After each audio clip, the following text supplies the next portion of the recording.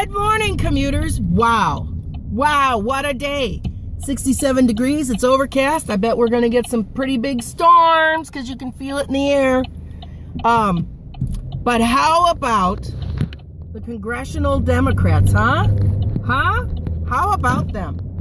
I mean, staging a sit-in because they want to vote. They want,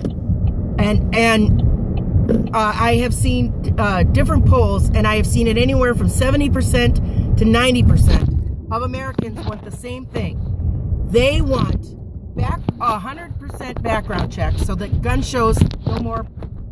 They want 100% background checks.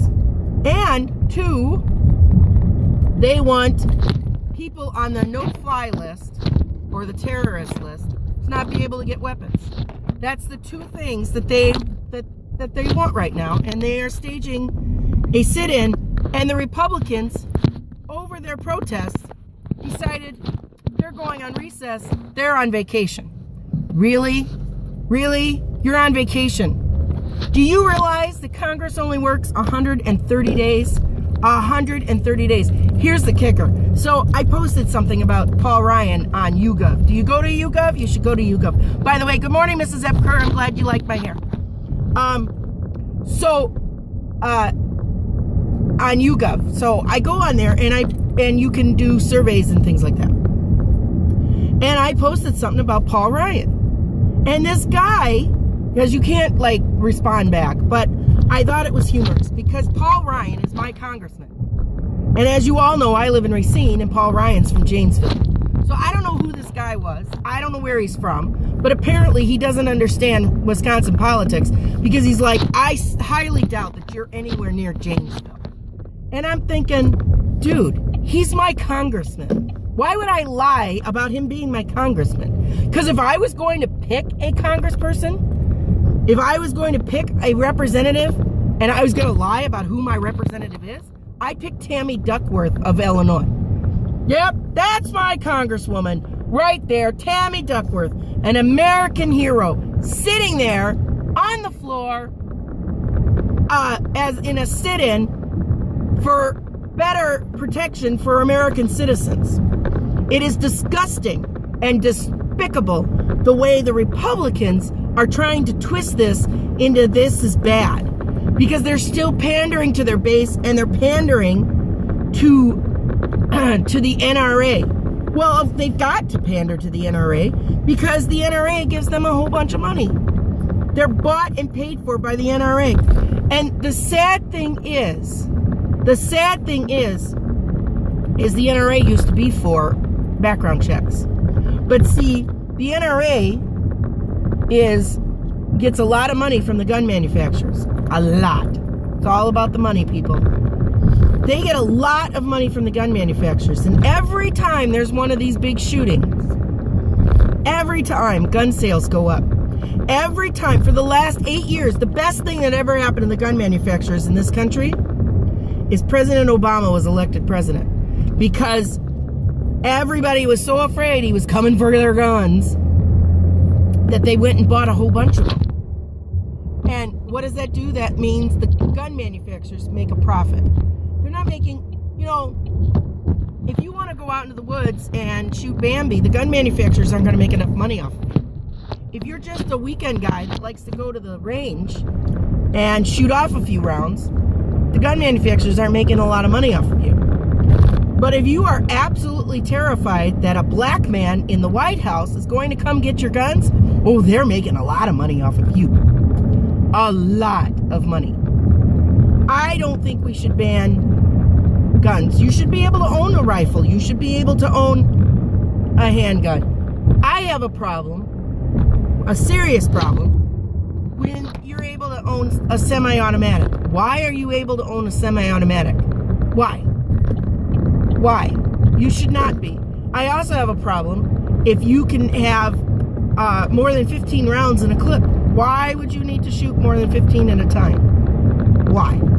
Oh, could it be so that you can kill people? They say that, and I'm quoting Eddie Izzard here, they say that guns don't kill people, but people kill people. But I think the gun helps. And I agree with Eddie Izzard, because that I actually stole that from him. Give credit where credit's due. The gun kind of helps. And we need to discuss this in a rational way, and the GOP is not allowing that. And Paul Ryan, I'm calling you out, dude. I'm calling you out. You have not done anything to protect Americans. Nothing. Nothing. Nothing to protect Americans. Because you're in the NRA's pocket. And, you know, Paul Nealon is running against him in the primaries. So those of you in the 1st District, come join me. Let's get a better Paul in there, and let's get rid of Ryan. It's time to get rid of Ryan. Oh, and now the GOP has finally decided that the only way they're going to beat Obamacare, or as I like to call it, its actual name, the ACA, is if they come up with their own plan. So what their plan is they take all the responsibility for health care away from the employer, and they put it on the employee, and they're going to give tax credits for you to be able to buy your health care. How is that going to help poor people? Because to buy that health care, they are going to have to get the credit, they're going to have to buy it throughout the year. And poor people, and then the government's going to give them a tax credit the following year. How is that going to work? Poor people will not be able to do that. We will have less people covered by insurance because they're not going to have the money. And they want to, they keep saying they're going to save Medicare by using a voucher program.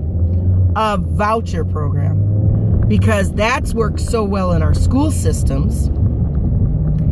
They have, the problem is that they have nothing for health care. Nothing. And the reason they have nothing for health care is because the health care plan, the ACA, with a couple of modifications, was basically their plan from the 90s. Quite frankly, people, there wouldn't be an Obamacare because we should have passed this back when Clinton was president. But the Democrats kept fighting for single payer, and they should have let it go and just taken what the Republicans came up with, because that's pretty much what we have now.